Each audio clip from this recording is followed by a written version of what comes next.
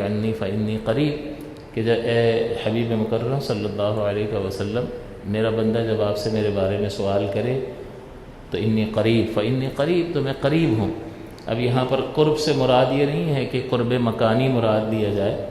مکان کے اعتبار سے قرب نہیں ہے، بلکہ اللہ تبارک و تعالیٰ اپنے علم اور قدرت سے ساری کائنات کو گھیرے ہوئے، لہٰذا ہر ایک سے قریب ہے۔ اگر یہ مکان کا قرب ہو تو میں ان سے اس وقت قریب ہوں، یہ مجھ سے قریب ہے، لیکن آگے والے سے تو میں دور ہوں، تو کسی سے قریب ہوں اور کسی سے دور ہوں، تو اللہ تبارک و تعالیٰ کسی سے بھی دور نہیں ہے۔ اس نے فرمایا فإنی قریب، تو کس سے قریب ہے؟ ہر ایک سے قریب ہے، اللہ تعالیٰ کسی سے بھی دور نہیں ہے۔ تو یہ کیسے ہو سکتا ہے کہ ایک امریکہ میں ہے، ایک پاکستان میں، اور اللہ تعالیٰ دونوں کے قریب ہے؟ یہ کیسے ہو سکتا ہے؟ یہ اس طرح ہو سکتا ہے کہ اللہ تعالیٰ کو اگر جسم مانو گے تو پھر جسم ایک جگہ ہوگا تو دوسری جگہ نہیں ہوگا، لیکن اللہ تبارک و تعالیٰ جسم اور جسمانیت سے مبرہ اور منزہ ہے، پاک و صاف ہے، وہ علیم ذات ہے، کائنات کے ذرے ذرے کو جانتا ہے، اس اعتبار سے اس نے اپنے علم سے کائنات پوری کو گھیر رکھا ہے، اور اپنی قدرت سے جس طرح کا چاہے تصرف کر سکتا ہے، موجود کو معدوم کر سکتا ہے، معدوم کو وجود دے سکتا ہے، جو چیز موجود ہے اس کو اور مزید کمال پہ پہنچا سکتا ہے یا اس میں نقص پیدا کر سکتا ہے۔ یہ چار طرح کے اثرات ہوتے ہیں،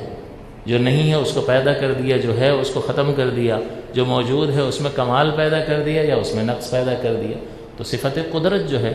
اس کی یہ چار تاثیریں ہوتی ہیں، تو اللہ تعالیٰ نے اپنے علم اور قدرت سے پوری کائنات کو گھیر رکھا ہے،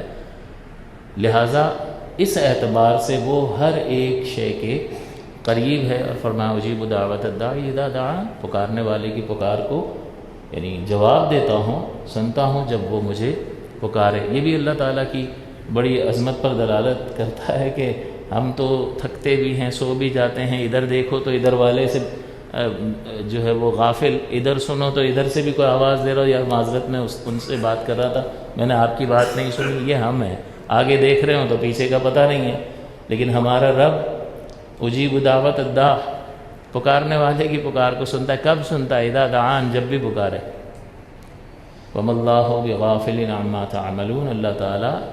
تمہارے کاموں سے غافل نہیں ہے، بڑی عظمت والا ہے، اس سے کوئی بھی شے پوشیدہ نہیں ہے، سارے نظام کا چلانے والا، اور ولا یعودہ حفظہما، اور اس نظام کی حفاظت اسے تھکاتی نہیں ہے۔ اور پہلے ہی بتایا تھا وجہ کیا ہے، کیوں نہیں تھکاتی، ہم تو تھک جاتے ہیں،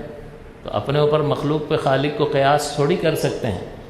وہ تو کسی مخلوق کی مثل ہے ہی نہیں، لیس کمثلہ شیء۔ تو یہ کائنات کا تحفظ، حفاظت، یہ نظام کا چلانا اس کو تھکاتا نہیں ہے۔ وہو العلی العظیم، وہ بلند ہے، بہت عظمت والا ہے۔ تو اللہ تعالیٰ نے یہاں جو اجابت کے بارے میں فرمایا، اس سے ایک امید پیدا ہوتی ہے کہ اللہ تبارک و تعالیٰ جو ہے وہ دعاؤں کا قبول فرمانے والا ہے۔ اور سرکار دو عالم صلی اللہ علیہ وسلم نے یہ ارشاد فرمایا کہ اللہ تعالیٰ روزانہ رات کے آخری پہر میں آسمان دنیا پر